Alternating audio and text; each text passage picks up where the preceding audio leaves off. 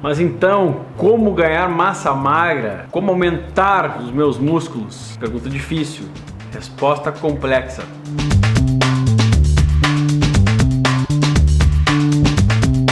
Pensar em músculos, nós temos que pensar por 4 vertentes aqui. Primeira, do que o músculo se alimenta. O que é definitivamente o músculo? Segundo, quem são os peões de obra dos músculos? Quem que estimulam os músculos? Terceiro, de forma exógena, de fora para dentro, como estimular os músculos? E quarto, em que momento esse músculo realmente tem chance de aumentar? 4 coisas importantes da gente pensar. Primeiro, músculo é proteína. Você sabe que músculo é feito de proteína. É a proteína. E para isso eu preciso então ter ingestão de proteína. Repito o que eu já falei em outros vídeos. Não necessariamente as proteínas animais, mas as proteínas animais têm mais compatibilidade, são mais completas em termos de aminoácidos, que são os constituintes das proteínas, com a nossa proteína, que também é animal. Mas, então pensar em músculo em termos de alimentação, nós precisamos basicamente pensar em oferecer para os músculos proteína de boa qualidade, numa periodicidade que é individual para cada pessoa.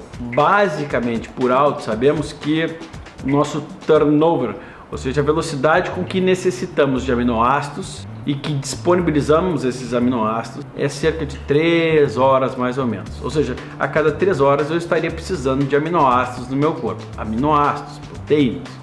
E toda vez que eles faltarem, geralmente o meu corpo vai acionar a minha reserva de aminoácidos, que são os meus músculos, que podem ser desaminados, ou seja, abertos essa sequência de aminoácidos. Eu perco o músculo e ofereço para o meu corpo os aminoácidos para ele utilizar na pele, no cabelo, para o olho, para a unha, para o que quer que seja.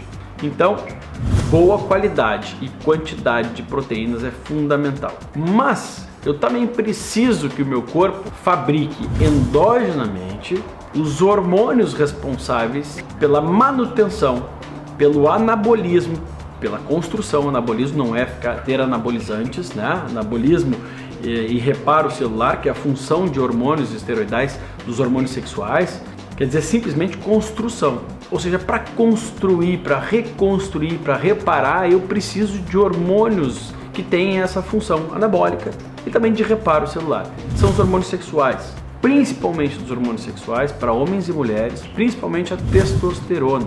E para ter boas quantidades de testosterona, dependo de idade, de não estar ingerindo pílula contraceptiva, pílula anticoncepcional para a mulher destrói, acaba com a possibilidade da mulher ter boas produções de testosterona, e aí sem testosterona dificilmente desenvolver massa muscular, isso é extremamente comum. Então depende de idade, do que a gente está fazendo, dos nossos hábitos de vida e também em termos de alimentação, de darmos para o corpo o substrato para a produção dos hormônios esteroidais. São eles colesterol.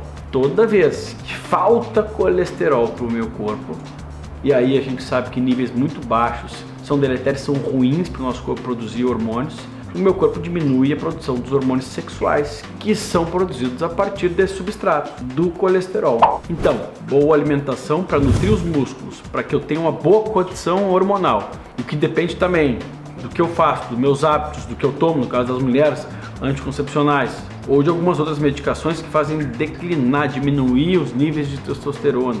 Sim, as mulheres também têm testosterona, deveriam ter o melhor possível dentro da capacidade delas de produzir. Terceiro, de fora para dentro, não há outro jeito, meu amigo, minha amiga, é musculação.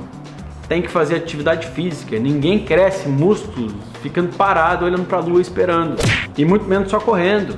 O que realmente gera o aumento da massa muscular, e isso é positivo para qualquer pessoa. Vamos pensar, a maioria das pessoas tem déficit de quantidade de músculo. Os músculos do nosso corpo, além de serem glândulas, hoje a gente considera o tecido muscular como um tecido glandular de tantas coisas boas que promove, que provoca e que também produz.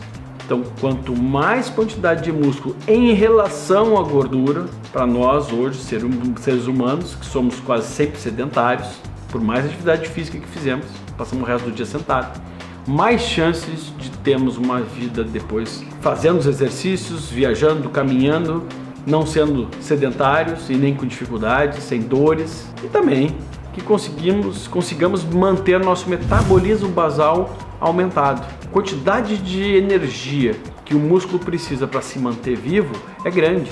Então nosso metabolismo aumenta, mesmo se eu não fizer nada. Dependendo da quantidade de músculo, se eu estiver parado, eu estou gerando um gasto calórico, um gasto energético maior. Isso a gente chama de metabolismo basal.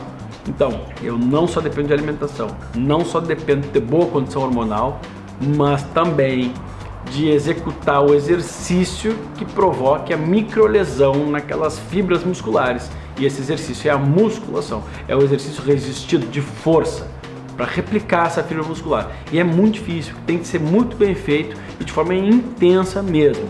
Por último, qual o momento que esse músculo ele consegue reparar? No repouso. Então, enquanto eu estou fazendo atividade, isso é catabólico, está gerando um gasto, está gerando uma lesão, possivelmente uma lesão, uma inflamação, uma oxidação, que são positivas. E no momento que eu durmo, que eu repouso, que eu descanso, ele tem a possibilidade de se reparar, de se anabolizar, de crescer. Então, a parte do repouso também é fundamental. Vocês podem ver uma situação extremamente complexa. E por isso que muitos tentam e não conseguem. Não há solução mágica. Não adianta só treinar e não descansar e não comer bem. Não adianta só ficar usando uma série de pró-hormonais ou hormônios também. Não. A equação é complicada.